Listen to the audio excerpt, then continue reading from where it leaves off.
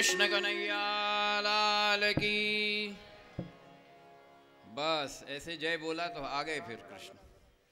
कृष्ण कन्हैया लाल की, बाल कृष्ण भगवान की, वृंदावन बिहारी लाल की, पूज्य व्यासदेव भगवान की, शुकदेव भगवान की, आनंद कंद भगवान की, भागवत स्वरूप भगवान की, भक्तवत्सल भगवान की जय जय श्री।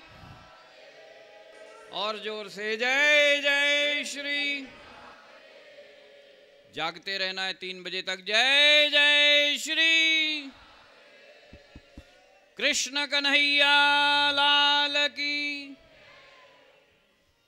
आज विशेष दिवस है और विशेष दिवस इसलिए है क्योंकि 3 दिन की तत्व कथा श्रवण करने के बाद अपने अंतर को शुद्ध करके रखना ताकि भगवान का प्रागट्य अपने अंतर में हो जाए। कथा श्रवण के अंत में भगवान का प्रागट्योत्सव है और उस उत्सव में सम्मिलित होने के चतुर्थ दिवस की इस कथा में आप सभी लोगों की ओर से व्यासदेव स्वरूप पूज्य पुंडरीक जी महाराज को सादर प्रणाम अर्पित करते हैं।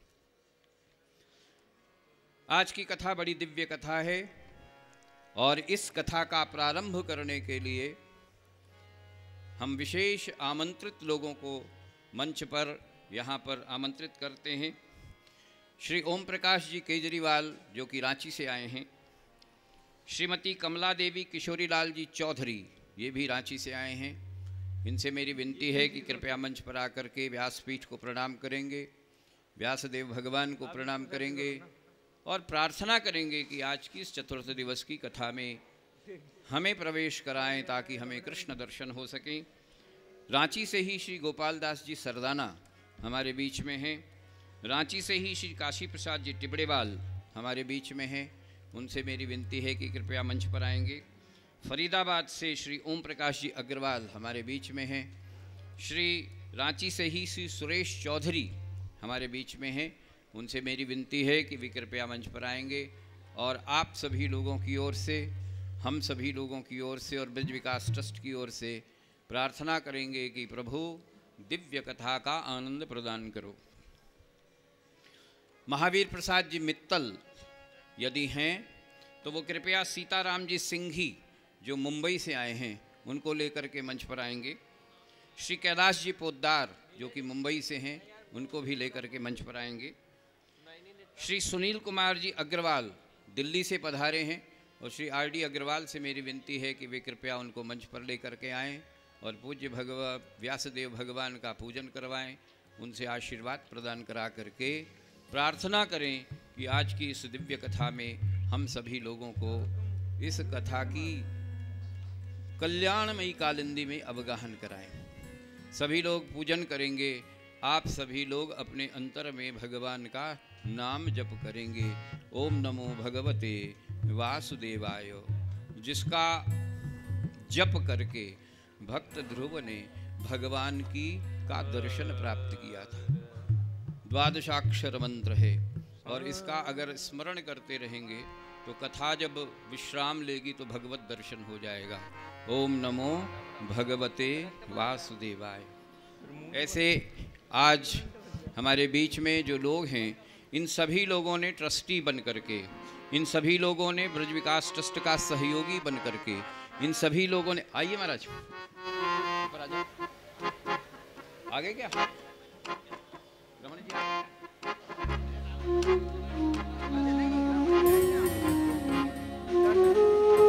मुंबई से श्री रामविलास जी हुरकट विशेष रूप से पधारे हैं। आपकी करतल ध्वनि तो कम से कम होनी चाहिए कि ये सभी लोग बड़े भाव के साथ ब्रज विकास ट्रस्ट की इस भाव यात्रा में हम सब लोग के साथ मिलकर के जो कुंड का दिव्य स्वरूप और भव्य स्वरूप दिया जा रहा है उसको प्रदान कर रहे हैं। श्री रामविलास जी हुरकट, आज के दैनिक यजमान श्री रमन लाल जी चौधरी, श्री दिनेश जी गुप्ता, ये सभी दिल्ली से पधारे हैं। मैं उन सभी को सादर आमंत्रित करता हूं कि वे कृपया मंच पर पधार करके व्यास भगवान का आशीर्वाद प्राप्त करें। कमला जी आओ।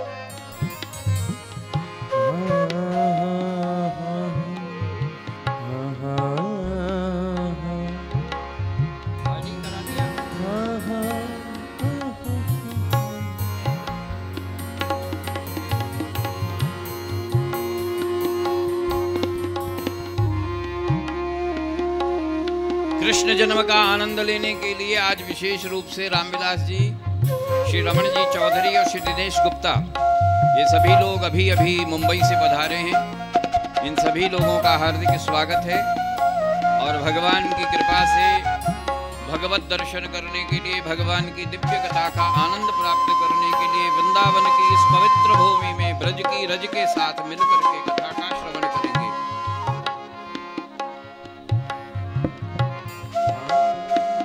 कृष्ण कन्हैया लाल की।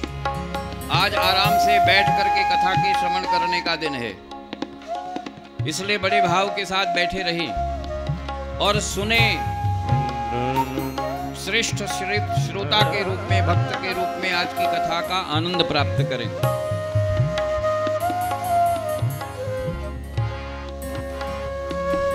आज की कथा का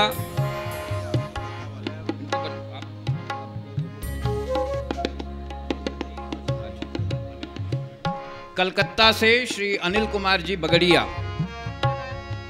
कलकत्ता से श्री अनिल कुमार जी बगड़िया आए हैं और उनके अनुज, उनके छोटे भाई लघु भ्राता भी यहाँ पर पधारे हैं। अनिल कुमार जी बगड़िया और उनके अनुज, मेरी विनती है कि कृपया व्यासपीठ पर आकर के उनका आशीर्वाद प्राप्त करें।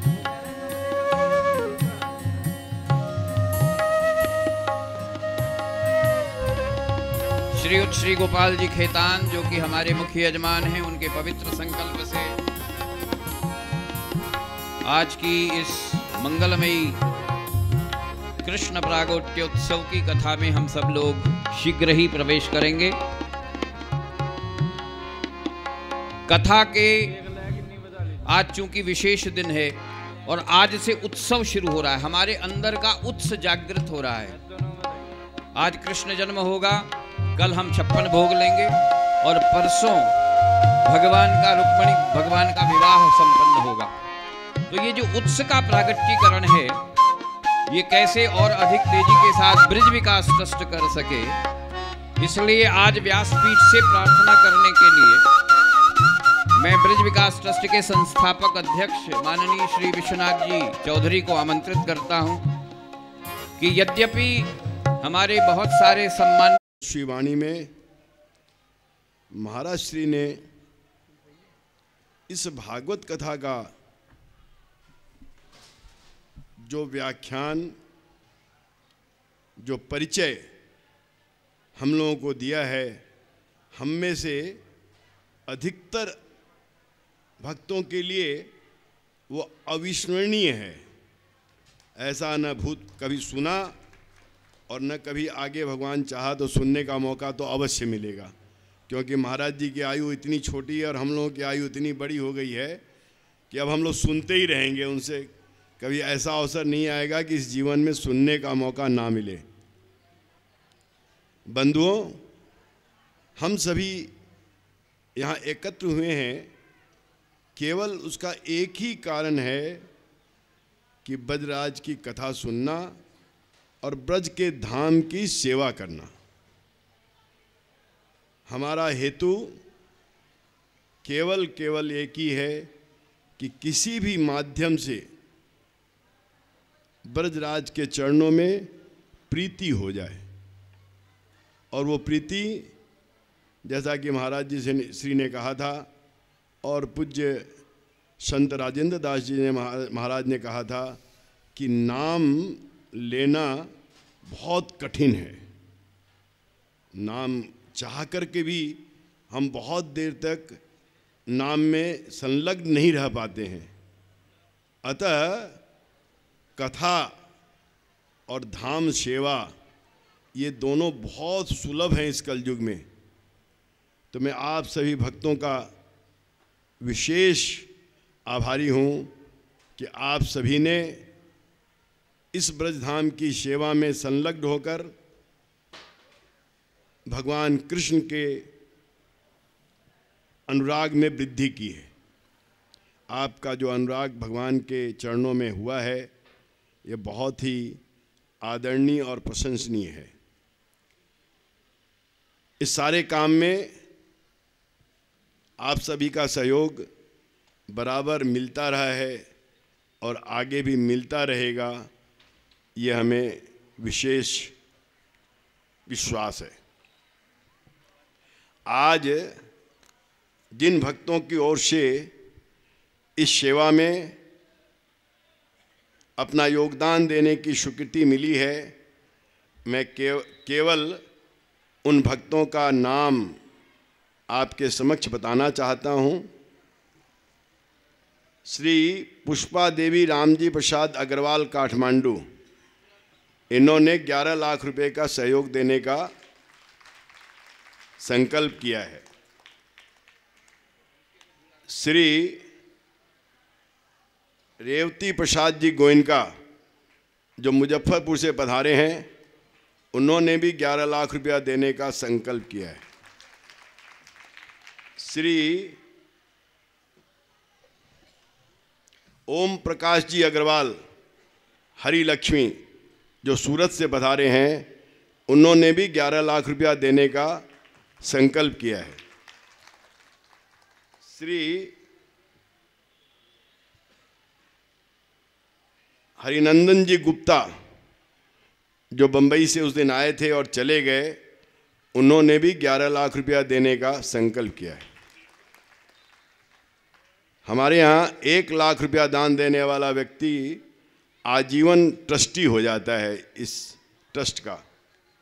हमारे कुछ बंधुओं ने आजीवन ट्रस्टी बनने का संकल्प लिया है, मैं उनका भी नाम आपके समक्ष बताना चाह रहा हूँ।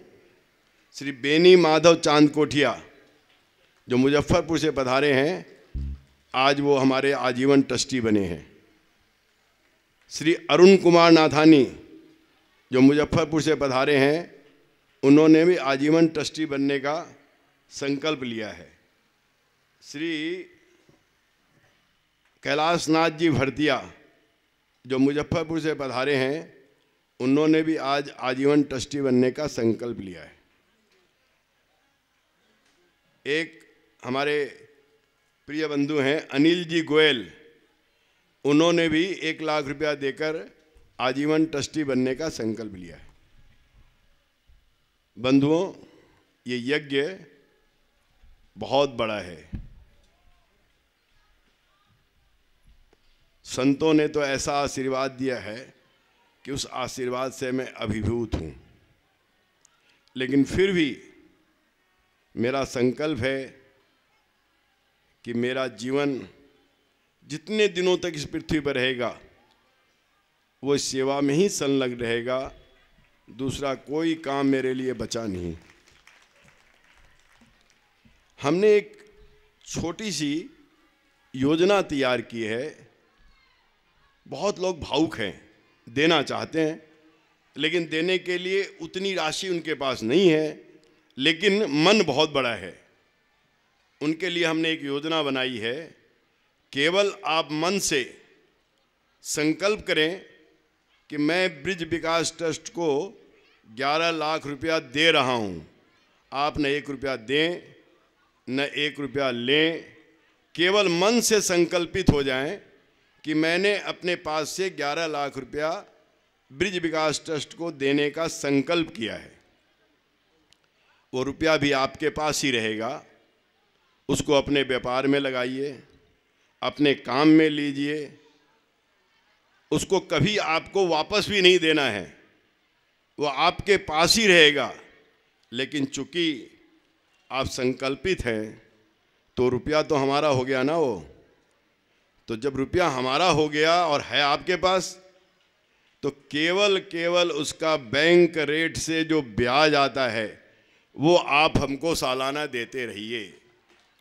1 लाख रुपया ब्याज का बनता है और 1 लाख रुपया सालाना देने से 11 बरस में केवल ब्याज से हमारे आप संरक्षक ट्रस्टी हो जाएंगे और रुपया धनराशि आपके पास ही रहेगी, उसका कोई लेने वाला नहीं है आपसे।